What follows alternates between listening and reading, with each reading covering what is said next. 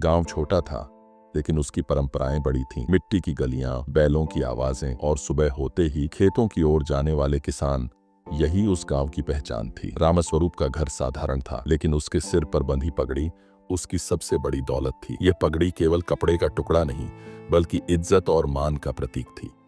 अर्जुन अपने पिता को गौर से देख रहा था। बचपन से ही उसने देखा था कि पिता कभी झुकते नहीं। यही चीज उसके दिल में गहरी छाप छोड़ गई थी। गांव के बुजुर्ग अक्सर कहते थे, अगर ईमानदारी और मेहनत की मिसाल देखनी हो तो रामस्वरूप और उसकी पगड़ी को देखो। गांव में ठाकुर प्रताप सिंह की हवेली दूर से ही चमकती थी। धन, घोड़े और ताकत सब कुछ उसके पास था, लेकिन इज्जत नहीं। ठाकुर अपने शाही वस्त्रों और भारी मूंछों के साथ चौपाल में बैठे थे। गांव वाले उनके आगे सिर झुकाते थे, लेकिन रामस्वरूप हमेशा सीधे खड़े रहते थे। वीर और उसके दोस्त स्कूल में अर्जुन का मजाक उड़ाते थे। उनके महंगे कपड़े और घमंड अर्जुन के सामने अपनी ताकत दिखाते थे। एक दिन उन्होंने कहा कि अर्जुन के पिता की पगड़ी इतनी पुरानी है कि उससे जूते साफ किए जा सकते हैं। पूरा मैदान ठहाकों से गूंज उठा।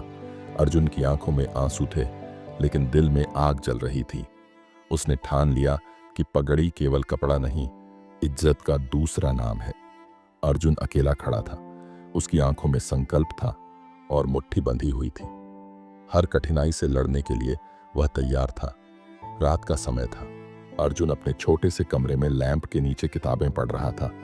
गरीबी ने उसे कमजोर नहीं किया, बल्कि और मजबूत बनाया। रामस्वरूप ने अर्जुन को समझाया, लोगों की हंसी और ताने से घबराना नहीं चाहिए। असली जीत मेहनत करने वालों की होती है। अर्जुन ने निर्णय लिया कि अब उसे गांव छोड़कर शहर जाना होगा। मां आंसू पोंछ रही थी, लेकिन बेटे की आंखों में दृढ़ता थी।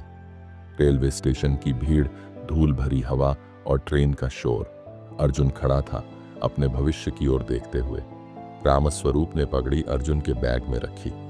यह अब सिर्फ निशानी नहीं, बल्कि जिम्मेदारी बन चुकी थी। ट्रेन धीरे धीरे चल रही थी। अर्जुन खिड़की से बाहर देख रहा था और पिता दूर से हाथ हिला रहे थे। उसका संकल्प मजबूत था। शहर की भीड़, ऊंची इमारतें, तेज रफ्तार।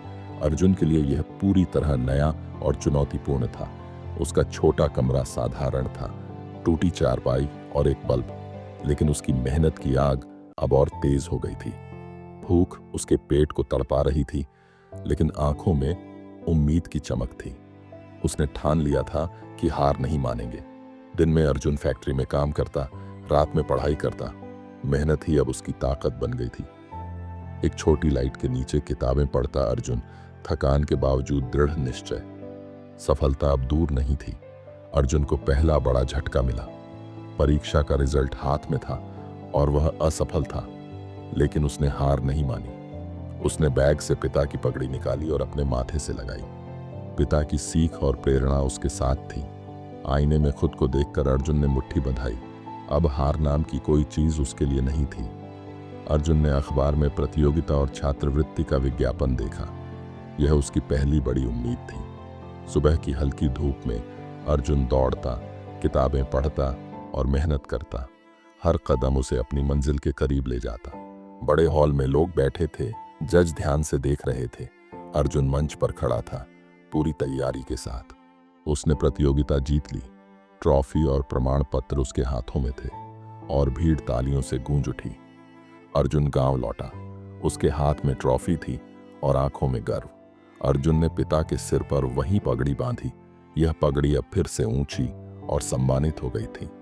गांव वाले खुश थे, मुस्कुराते और ताली बजाते हुए। अर्जुन और पिता दोनों गर्वित थे। वीर चौंक गया। उसने कभी सोचा भी नहीं था कि अर्जुन इतना ऊंचा उठ सकता है। पिता और पुत्र ने गले मिलकर अपनी जीत और मेहनत की खुशी साझा की।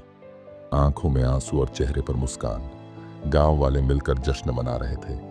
बच्चे दौड़ रहे थे और चारों ओर खुशी का माहौल था। सूरज ढल रहा था। गांव की गलियां शांत थीं, लेकिन अर्जुन और रामस्वरूप के दिल में जोश और गर्व की रोशनी जल रही थी।